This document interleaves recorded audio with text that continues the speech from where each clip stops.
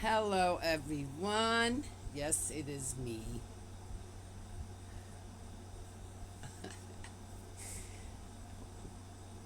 All right.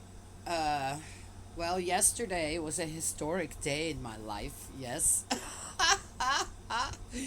And I've no doubt everyone's going to chuckle hearing what I have to say about that. Uh, at least for the first part. So, I finally went and got me an ID, a personal ID, and gave up yesterday, August 13th, 2026. At the age of 61, I went and handed in my driver's license. Yes, it had been expired for several years. And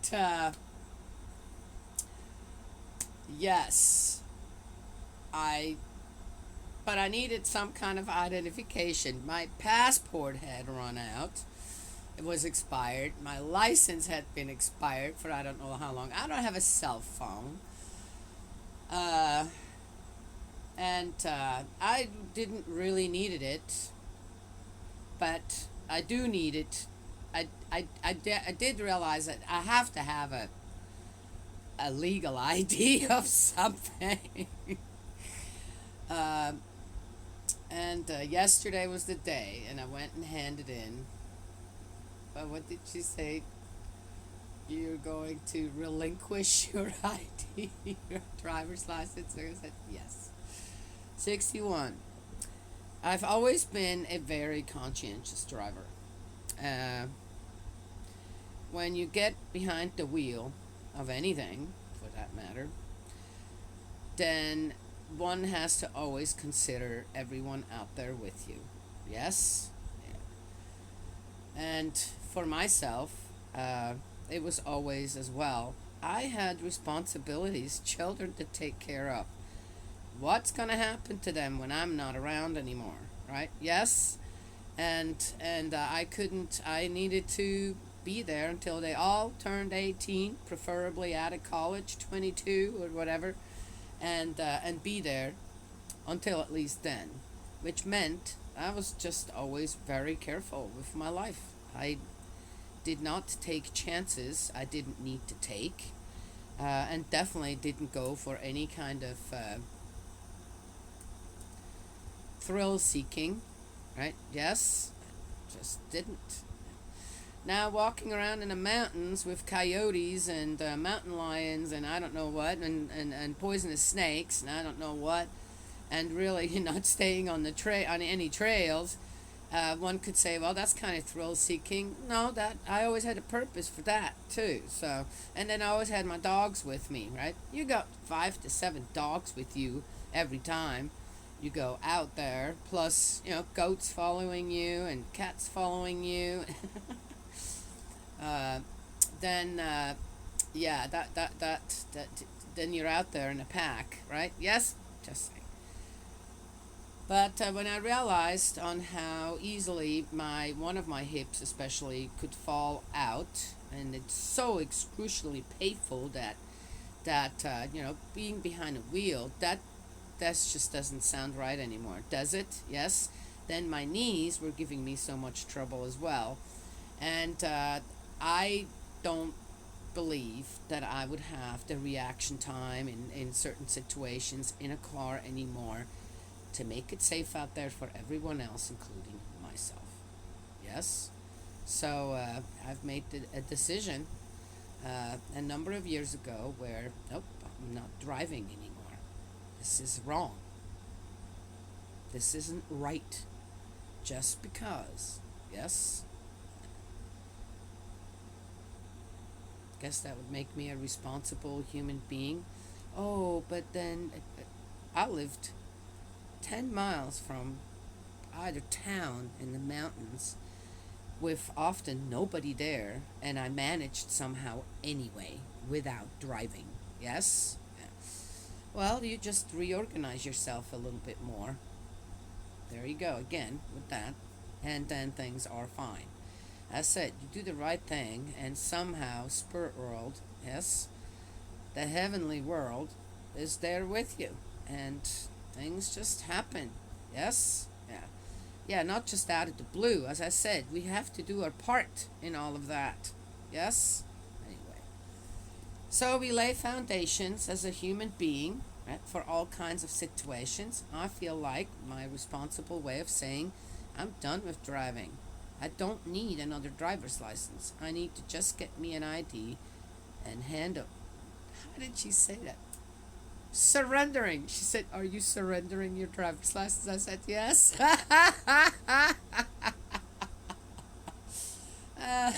Anyway, so now I have again, something to identify myself with. That's up to date. So there you go. Let's get going here. I believe that doing the right thing in this way, again, I believe in working together with spirit world and earth here, our earthly life. Yes, spirit life, earthly life. I believe there is a give and take there. And if the give and take is appropriate, right, responsible, appropriate, yes, and the foundation's laid in the right place, then I believe that transfers merit to my children. Yes, my grandchildren. You understand? Well, one can believe that or not, but so far in my life, that's how it has been. Hmm.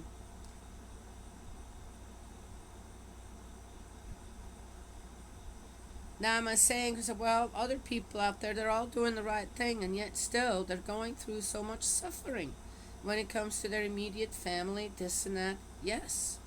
I'm preparing myself for that too. I'm not just expecting, oh, I did the right thing. Oh, I did this. Oh, I did that. Da, da, da, da, to build the foundation. I'm not expecting then that the contract is written, right? And now everything will always go hunky dory. But for as long as it does, I'm going to be grateful. And even if I'm going to be prepared, I was thinking about that the other day. So see, I wasn't sure what I was going to talk about, but here we go. I was thinking about on how I heard that from my mom. She said, I hope that I go before any of you go to spirit world, right? Yes? I hope that I die before any of my children die or my grandchildren.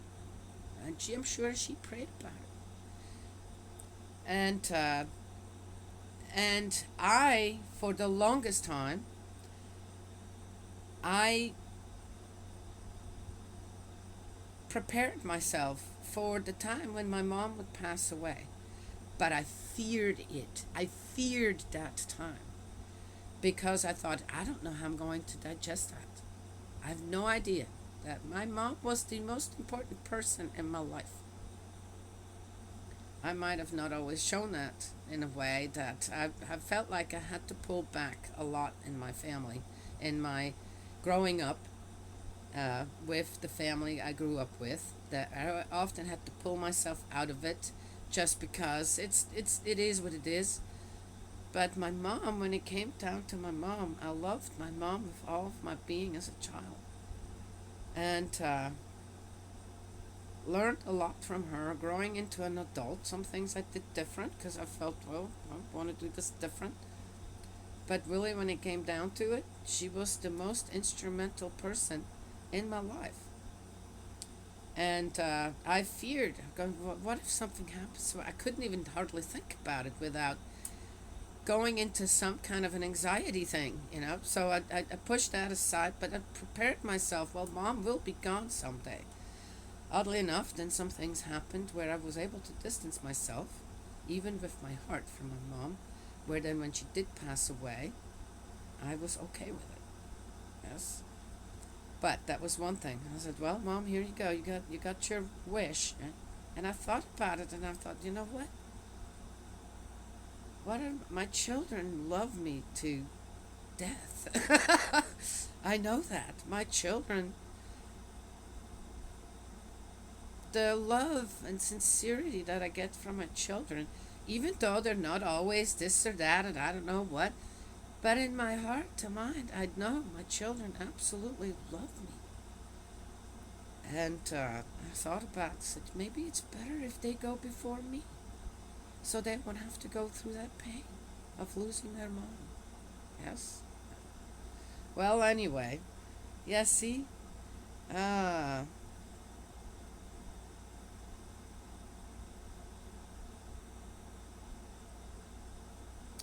anywho, two good examples.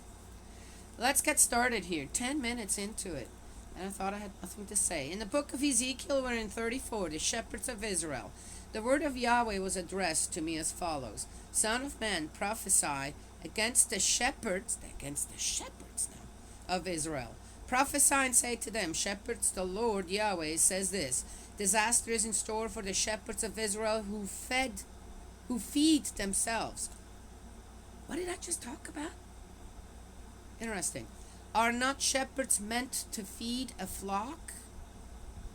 Yet you have fed on milk, you have dressed yourselves in new wool, you have sacrificed the fattest sheep, but failed to feed the flock. You have failed to make weak sheep strong, or to care for the sick ones, or bandage the injured ones. You have failed to bring back strays or look for the lost. On the contrary, you have ruled them cruelly and harshly. For lack of a shepherd, they have been scattered to become the prey of the wild animals. They have been scattered. My flock is astray on every mountain, on every high hill. My flock has been scattered all over the world, and no one bothers about them, and no one looks for them. Ooh, you know what? One could say, are the Levites here? The tribe of the Levites? The Levites, huh? Ooh. Addressed here a little bit? Very well, shepherd, hear the word of Yahweh. As I live, I swear it, declares the Lord Yahweh, since my flock has been pillaged, and for lack of a shepherd is now the prey of every wild animal, since my shepherds have used to bother about my flock, since my shepherds feed themselves rather than my flock, very well, shepherds, hear the word of Yahweh. I wonder if, because of this passage, the shepherds of Israel, Jesus was regarded as a shepherd. The Lord Yahweh says this: Look, I am against the shepherds. I shall take my flock out of their charge, and henceforth not allow them to feed my flock. That's how the Levites went down, right there. And the shepherds will stop feeding themselves, because I shall rescue my sheep from their mouths to stop them from being food for them. I'm not sure if Ezekiel actually realizes what he gave here. That would explain on how a lot was written down then suddenly in total disarray, and things that I feel myself, why is this in here in the Bible? For the Lord Yahweh says this: Look, I myself shall take care of my flock and look after it.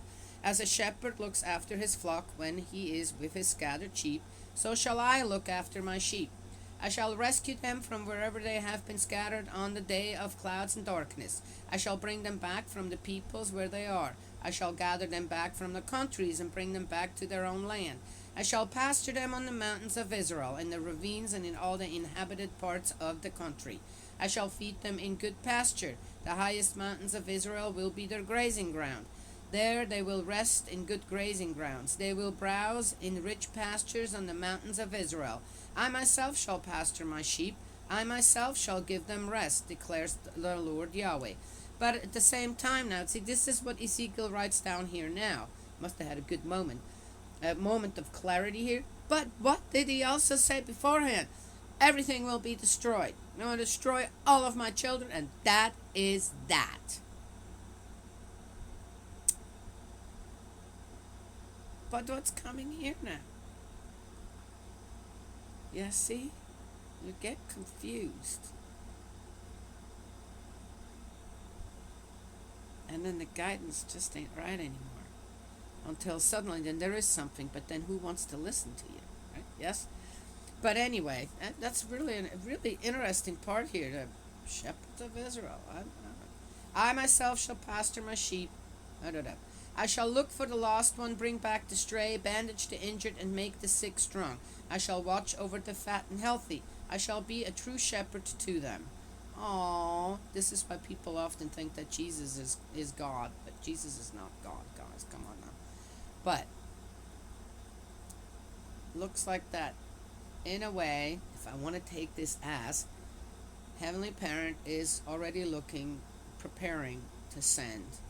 To send as whom? Right? Yes? What an exceptional human being Jesus must have been on earth here, and no doubt is in spirit. As for you, my sheep, the Lord Yahweh says this: I shall judge between sheep and sheep, between rams and he goats. No, not content to drink the clearest of the water, you foul the rest with your feet. And my sheep must graze on what your feet have trampled, and drink what your feet have fouled. Very well, the Lord Yahweh says this: I myself shall judge between the fat sheep and the thin sheep. Here again, how have the people of Israel been led astray in a way? By whom exactly? Right? Yes? They're spiritual counselors, the Levites. This is very clear to me in a way here as how this comes through. Since you have jostled with flank and shoulder and butted all the ailing sheep with your horns until you have scattered them outside, I shall come and save my sheep and stop them from being victimized. I shall judge between sheep and sheep. I shall raise up one shepherd, my servant David. Oh wow, we've gone way back here now? And put him in charge of them. Oh, now we're going astray again. To pasture them. He will pasture them and be their shepherd. I, Yahweh, shall be their God, and my servant David will be ruler among them. I, Yahweh, have spoken. That's not coming from God. Sorry. Wow, so what are you fixing here again, Ezekiel? And this goes way back again now. Where are we again here in history? Servant David. I shall make a covenant of peace with them. I shall rid the country of wild animals. They will be able to live secure in the desert and go to sleep in the woods. I shall settle them round my hill. I shall send rain at the proper time. It will be a rain of blessings. The trees of the countryside will yield their fruit, and the soil will yield its produce.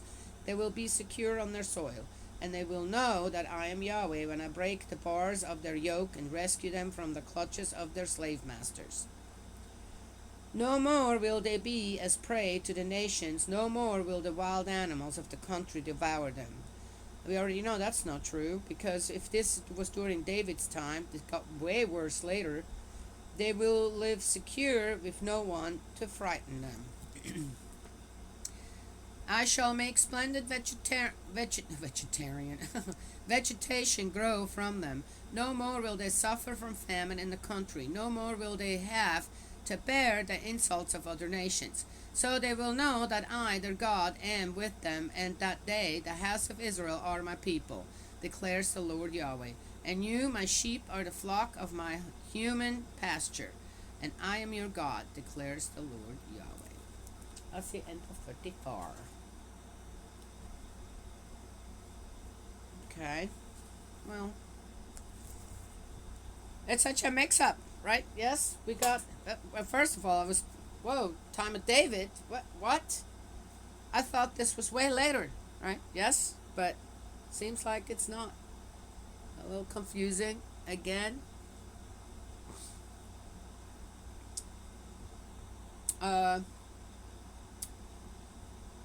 Yesterday, my daughter also had surgery on one of her wrists. Yes. So she just had the shoulder done, which is still not good. Something's still not right with the shoulder. And then now she had one wrist done, and that was yesterday. I haven't seen her since because she came home really late. And so we'll see how that goes today. But no doubt I'll be needed a lot for the next few days. Oh, the weekend's coming up.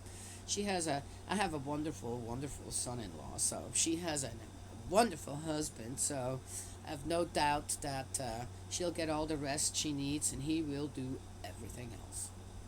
That's how it works. Yes? It should work that way, right? That's kind of it. That's all I have to share this morning. So it will be some busy. It'll be busy days. We had many thunderstorms coming through, and one was again. Whoa, that's a doozy. Uh, Nothing broke here or anything. But again, I've not had to water out there. I think that though, for some people with gardens, it's getting a little too wet for them.